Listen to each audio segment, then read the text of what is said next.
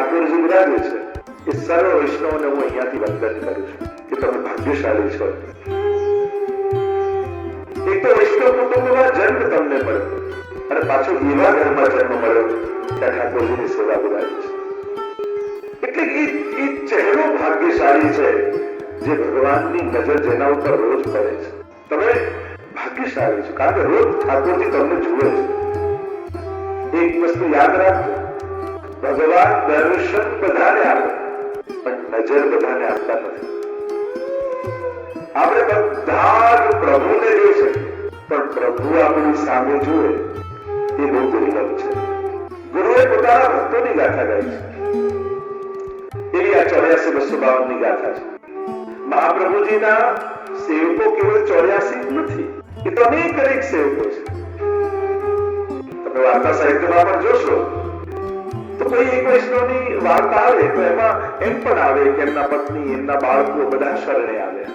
પણ આ 84 વૈષ્ણવ એ બહુ સૂચક છે. 84 શબ્દ ગોકુલનાથજીના પ્રસંગમાં આવે છે. એક વાર શ્રી ગોકુલેશ પ્રભુ ભાગવતજીની સુબોધનીજીની ગાથા ગાઈ રહ્યા હતા. પોથીજી ખોલી અને એક વૈષ્ણવ બિરાજમાન છે સન્મુખમાં અને ભાગવતજીની કથા પ્રારંભ તો કરી પણ એમાં કોઈ ભગવતીઓની ચર્ચા ચાલી, ભક્તોના ચરિત્ર નીકળ્યા અને એમ પણ ભગવાનના ગુણોને સમજાવવા માટે કોઈને કોઈ ભક્તોની કથા તો કહેવી જ પડે. ભગવાન દયાળુ છે એમ સમજાવવું તો શું કરે કે હા દ્રૌપદીના ચીર પૂર્યા, શબરીના બેર ખાધા. તમારે ભગવાનના કોઈ પણ લક્ષણ સમજાવવા હોય તો ભક્તોના ચરિત્ર વગર ભગવાન પણ સમજાઈ ના શકાય. એટલે કે ભગવાનની ઓળખાણ એના ગુણો હોય, એના સામર્થ્ય હોય, એનો સ્વભાવ હોય એ ભગવાન વિશે કહેવા માટે પણ કેવું તો ભક્તોના ચરિત્ર પણ. ગોકુલેશ પ્રભુ કથા કહેતા કહેતા ભક્તોના ચરિત્ર ગાવા લાગ્યા અને એમાં એવા મશગુલ થઈ ગયા કે ગાતા ગાતા આખો સમય ભગવતીઓના ચરિત્રમાં પૂરો થઈ ગયો અને સત્સંગ પૂરો થવાનો સમય થયો. પોથી બંધ કરી એટલામાં કોઈ વૈષ્ણવ આવીને કહ્યું, જયરાજ આજ કથા તો રહી ગઈ. તબ ગોકુલનાથજીને કહી કે કથા રહી ગઈ પણ આજ કથા કો ફલ કહી દીધું. કથા રહી ગઈ પણ કથાનું ફલ આજે કહી દીધું. કારણ કે ભગવાનના ચરિત્રનું કોઈ ફલ હોય તો એ ભગવતીઓની ગાથા છે. પ્રભુ પોતાના ગુણગાનથી એટલા પ્રસન્ન નથી થતા જેટલા ભગવતીઓના ગુણગાનથી થાય છે. પ્રભુ પોતાની સેવાથી એટલા પ્રસન્ન નથી થતા જેટલા એમના નિજજનોની સેવાથી પ્રસન્ન થાય છે. ભગવતીઓની સેવાથી પ્રસન્ન થાય છે.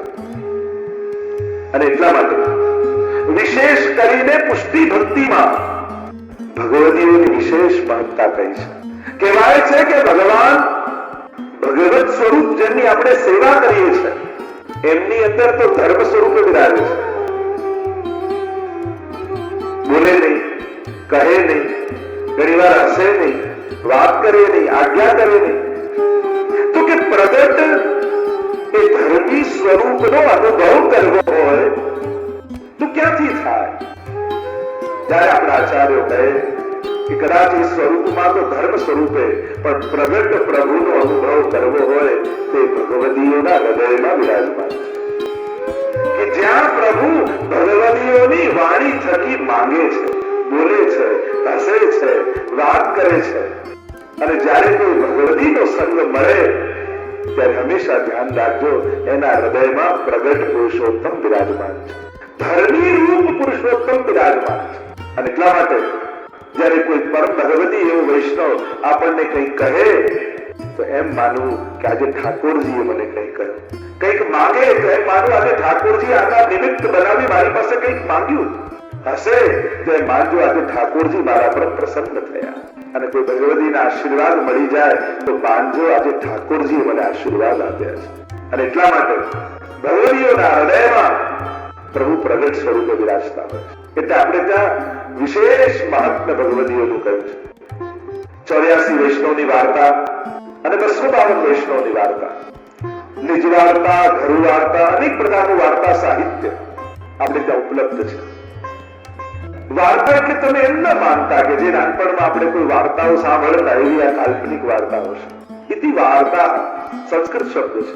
આ તો સત્ય ઘટનાઓ છે. શ્રી ગોકુલેશ પ્રભુ એટલો પરિશ્રમ લીધો.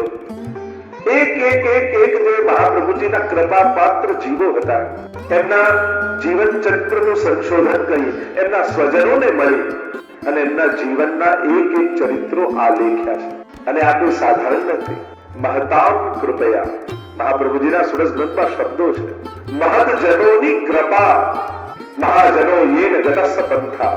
મહાભારતમાં પણ યક્ષ પ્રશ્નમાં કહ્યું કિમ પંથ.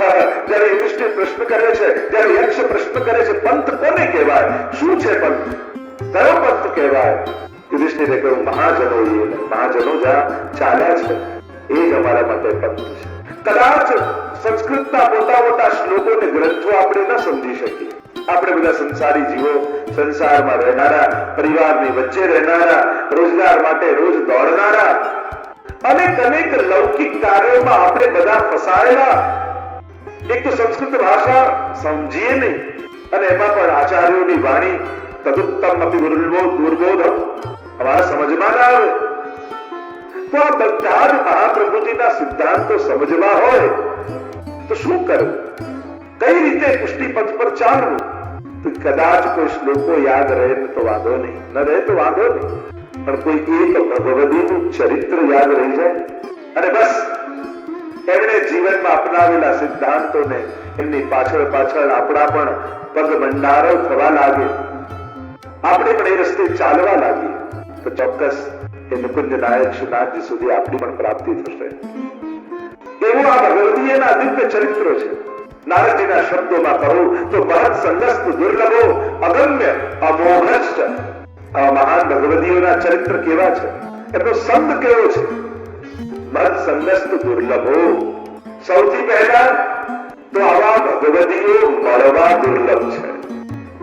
ગીતાજીમાં પણ ભગવાન કહે કે કોઈ કરોડોમાં એક આવો મારો ભગવદી થાય, મળી જાય તો એમનો સંગ દુર્લભ છે.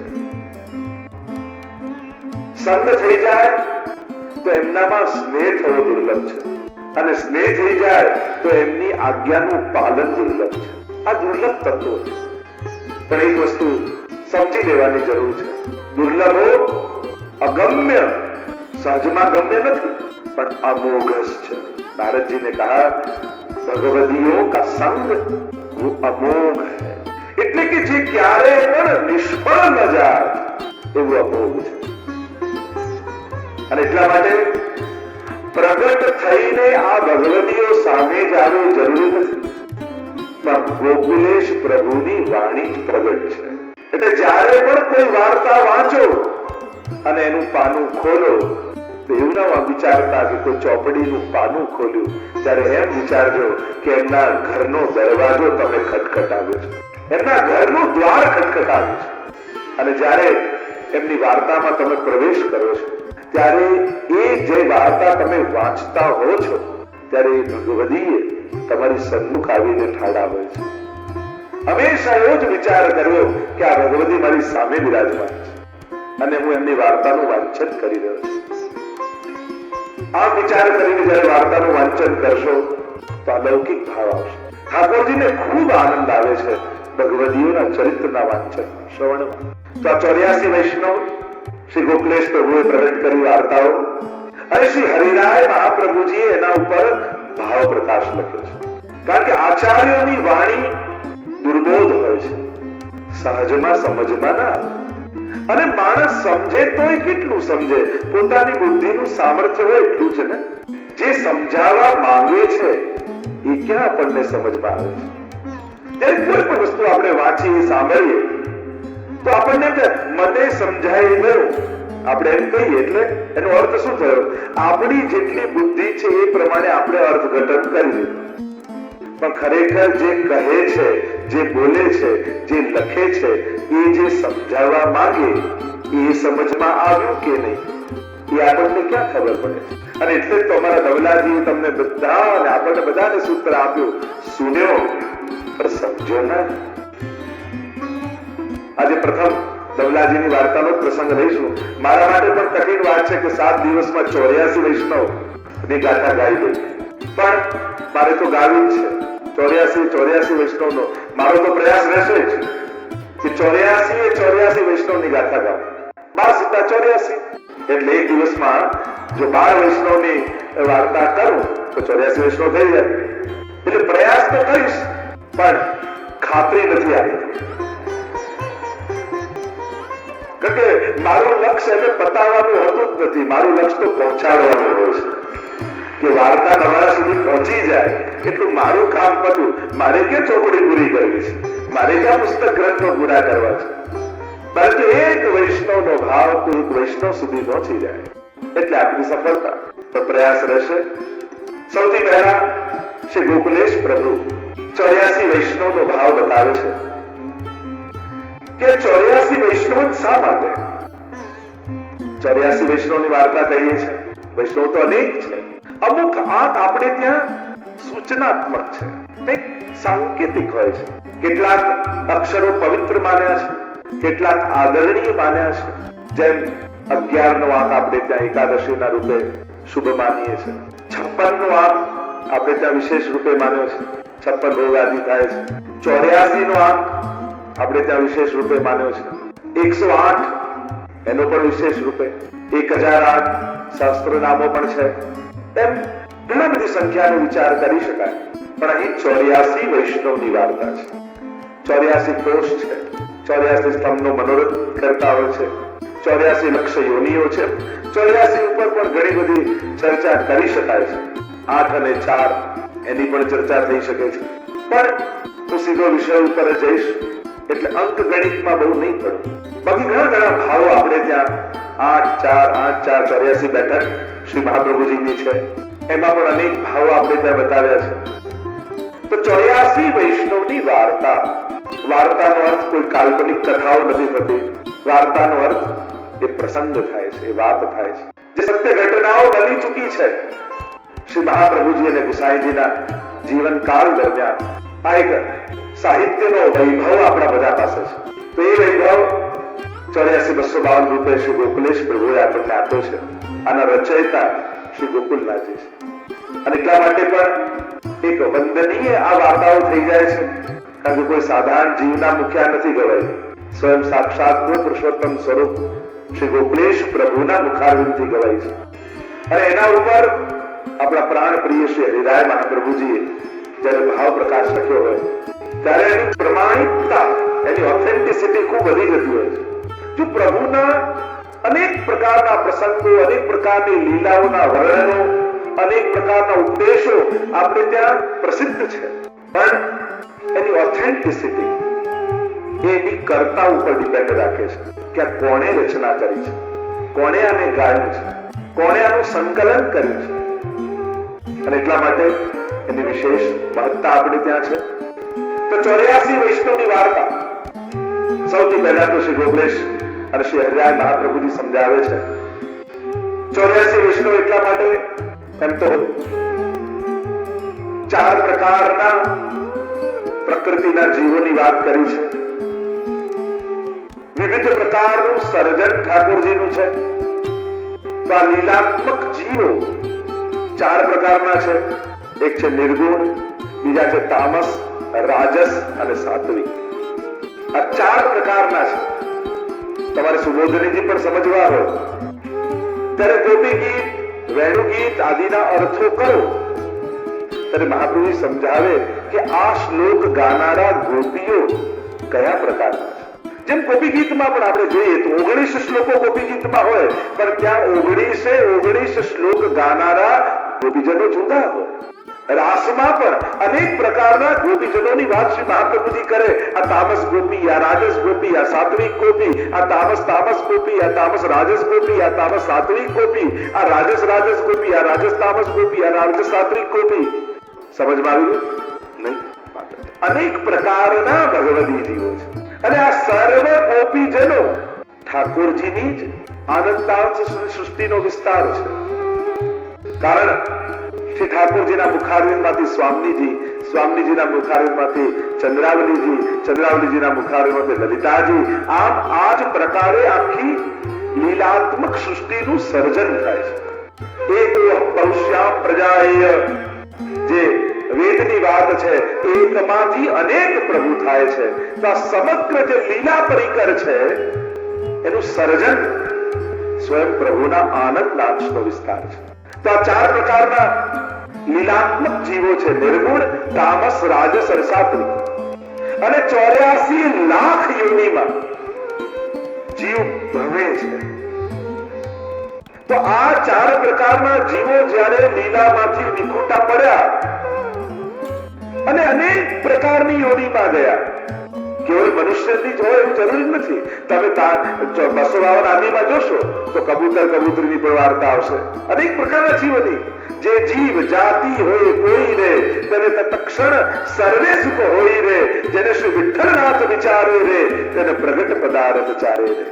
વલ્લભાખ્યાનમાં મારા ગોપાલદાસજી કહે છે અનેક પ્રકારના જીવ ગયા.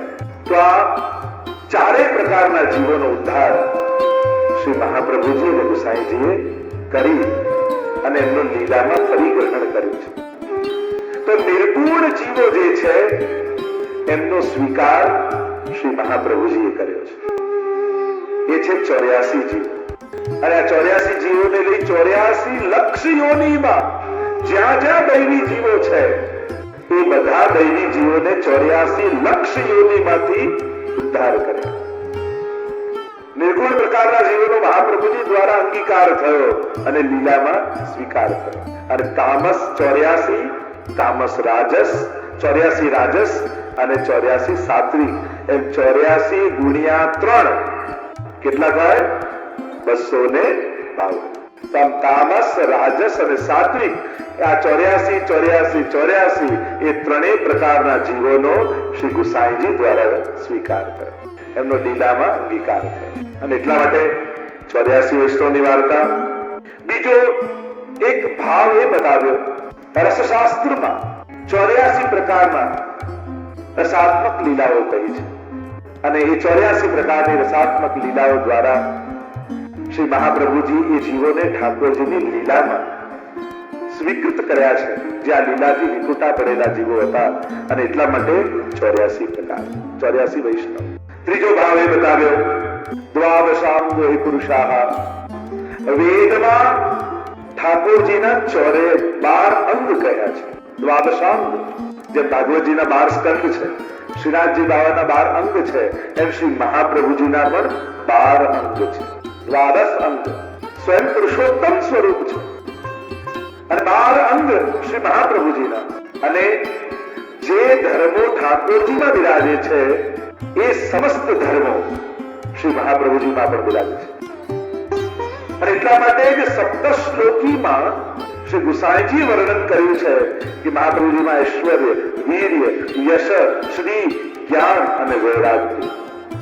જે પ્રભુમાં 6 ધર્મો છે એ 6 ધર્મો શ્રી મહાપ્રભુજીમાં છે.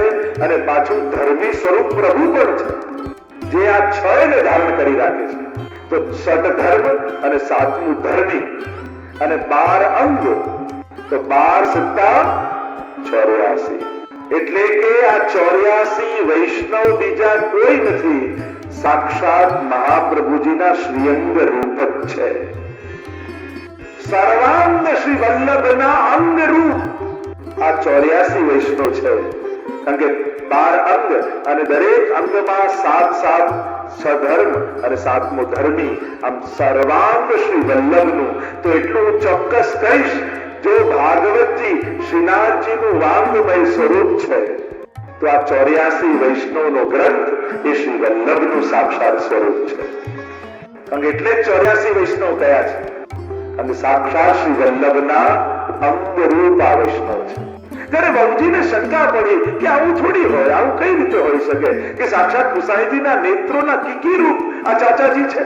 ત્યારે ગુસાઈજી જાણી ગયા અને આપના વહુજીની શંકાનું સમાધાન કરવા માટે એકવાર ચાચા હરિવંશજી જઈ રહ્યા હતા અને ત્યારે એક પથ્થરની ઠોકર ઠેસ એમના પગમાં વાગી અને પગમાં વાગી તો લોહીની ધાર રહેવા લાગી. અને જ્યારે આ સમાચાર ગુસાઈજી અને વહુજી બિરાજેલા છે અને વહુજીને સમાચાર મળ્યા કે ચાચાજીને પગની ઠોકર વાગી છે, અને પગમાંથી લોહી વહે છે. અને આ સાંભળતાની સાથે જ્યાં ગુસાઈજીના મુખારવિંદ સામે જોયું તો ગુસાઈજીના નેત્રોની કીકીઓ લાલ લાલ થઈ ગઈ હતી અને એમાંથી લોહીની ધારા વહેવા લાગી. અને ત્યારે ગુસાઈજી અનુભવ કરાવ્યો કે આ મારા સેવકો અને મારા વૈષ્ણવો મારાથી તડકું બરાબર પણ, ક્ષણ બરાબર પણ, એક રંક રંચક, એક કણ બરાબર પણ મારાથી જુદા નથી. આ બધું જ મારું અંગ રૂપ છે. જેમ વ્રજ ભક્તો અને વ્રજ ઠાકોર એ સબ મેરો અંગ, એમ જયારે કીર્તન સાહિત્યમાં ઠાકોરજી કહે છે આ બધું મારું અંગ રૂપ છે. મારા જ શ્રીઅંગની સૃષ્ટિનો વિસ્તાર મારા વ્રજ ભક્તો છે. તો આમ 84 અને 252 વૈષ્ણવ, 84 વૈષ્ણવ એ શ્રી વલ્લભના અંગરૂપ અને 252 વૈષ્ણવ એ શ્રી ગુસાઈજીના અંગરૂપ છે. અને એટલા માટે એ બંનેમાં ક્યારે પણ ભેદ જાણવો નહીં. વાર્તા સાહિત્યમાં આવશે મહાપ્રભુજી પોતાનાથી થયેલો અપરાધ ક્ષમા કરે પણ આપના નિજજનોનો અપરાધ ક્યારે નહીં કરવો. ઠાકોરજીમાં, ગુરુમાં આ બે વસ્તુ યાદ રાખો. કદાચ પ્રભુ અને ગુરુનો અપરાધ થાય તો વાંધો નહીં, પણ એમના જે પ્રિય ભગવદીઓ છે એમના અપરાધથી હંમેશા ડરવું. વૈષ્ણવ કે પ્રભુ જેનાથી રાજી છે એ મારાથી નારાજ ન થઈ જાય એની સાવધાની બધાએ રાખવી. મારા વલ્લભ, મારા ઠાકોરજી જેનાથી રાજી છે એ મારાથી નારાજ ન થાય એના માટે સાવધાન રહેવું. તો 84 વૈષ્ણવ એ સાક્ષાત શ્રી વલ્લભના અંગ રૂપ, શ્રીમદ વલ્લભ રૂપ સુરંગે અંગ અંગ પ્રતિ ભાવન કે ભૂષણ. આ ભાવોના ભૂષણ કયા? ક્યાંથી આવ્યા ભાવોના ભૂષણ? તો કે આ 84 વૈષ્ણવના જે ભાવ છે ને એ જ વલ્લભના ભૂષણ રૂપ છે. એટલે જ કહ્યું ભાવન કે ભૂષણ और वृंदावन संपत्ति अंगन. અને એમના માથે બિરાજતા ઠાકોરજી એ જ શ્રી વલ્લભના રોમ રોમમાં વ્યાપેલા છે. એ જ ભગવદ્રસ વ્યાપેલો છે. અને એટલા માટે આ 84 વૈષ્ણવના ભાવો એ શ્રી વલ્લભના શ્રીકાર છે. તો આમ 84 વૈષ્ણવ એક ભાવે બતાવ્યો કે સાક્ષાત મહાપ્રભુજીના અંગરૂપ. બીજો એક ભાવ 84 વૈષ્ણવનો એ બતાવ્યો કે આ 84 વૈષ્ણવ જ શા માટે કયા? તો કહ્યું કે ઠાકોરજી ની લીલા ભૂમિ એ વ્રજમંડળ, અને વ્રજમંડળ 84 કોષમાં વ્યાપેલું છે. આજે પણ લીલી પરિક્રમા લખ્યું કે 84 કોષ લીલી પરિક્રમા એમ કહીએ ને આપણે. 84 કોષમાં આખું વ્રજમંડળ વ્યાપેલું છે કે જ્યાં પ્રભુની અખંડ લીલાઓ થઈ રહી છે, જ્યાં પ્રભુના ચરણારવિંદ નિત્ય બિરાજે છે, નિત્ય ઠાકોરજી વ્રજભક્તો સાથે ત્યાં વિહાર કરે છે. એ 84 કોષમાં ફેલાયેલું છે. અને આ 84 વૈષ્ણવો કેમ કયા? કારણ કે બતાવવા માટે કે આ 84 વૈષ્ણવ એ બીજા કોઈ જીવો નથી. આ જે વ્રજલીલા ઠાકોરજીએ જે કરી હતી 84 કોષમાં, અને એ લીલાઓમાં જે જે ભક્તો ઉપર ઠાકોરજીએ કૃપા કરી હતી એ જ વ્રજ ભક્તો લીલાથી વિખુટા પડી ભૂતલ પર આવ્યા છે. અને એટલા માટે 84 વૈષ્ણવની વાર્તા કહી છે. અભેદત્વ બતાવવા માટે કે આ બીજા કોઈ જીવો નથી, આ એક જીવો છે જે 84 કોષમાં વ્રજભક્તો વ્યાપેલા છે, જેમના ઉપર ભગવત સ્વરૂપે ઠાકોરજીએ કૃપા કરી. હવે એ જ ભગવત સ્વરૂપ મહાપ્રભુજી રૂપે ભૂતલ પર પધાર્યું. અને આ જીવો લીલાથી કોઈ ને કોઈ દોષ કે અપરાધને કારણે વિખુટા થયા છે, તેમને ફરી 84 કોષની લીલામાં લઈ જવાના છે. અને એટલા માટે સંકેત 84 વૈષ્ણવના નામથી કરે છે. તો આમ અનેક અનેક ભાવો 84 વૈષ્ણવના બતાવ્યા. બીજા ઘણા ભાવાત્મક અર્થો પણ બતાવ્યા છે કે આ 84 વૈષ્ણવ છે કોણ. અનેક પ્રકારના સુંદર સુંદર ભાવો આપણા ભગવદીઓ આચાર્યોએ કર્યા છે. તો આમ એટલા માટે 84 વૈષ્ણવ, કારણ કે 84 કોષની લીલામાંથી વિખુટા પડેલા. આ બીજું કોઈ નથી. જે ગોપ વધુ હતી બ્રજમે એ જ આ વૈષ્ણવ બની લાવે. એટલે ગુસાઈજી આદિની વધાઈમાં આપણે ગાઈએ છીએ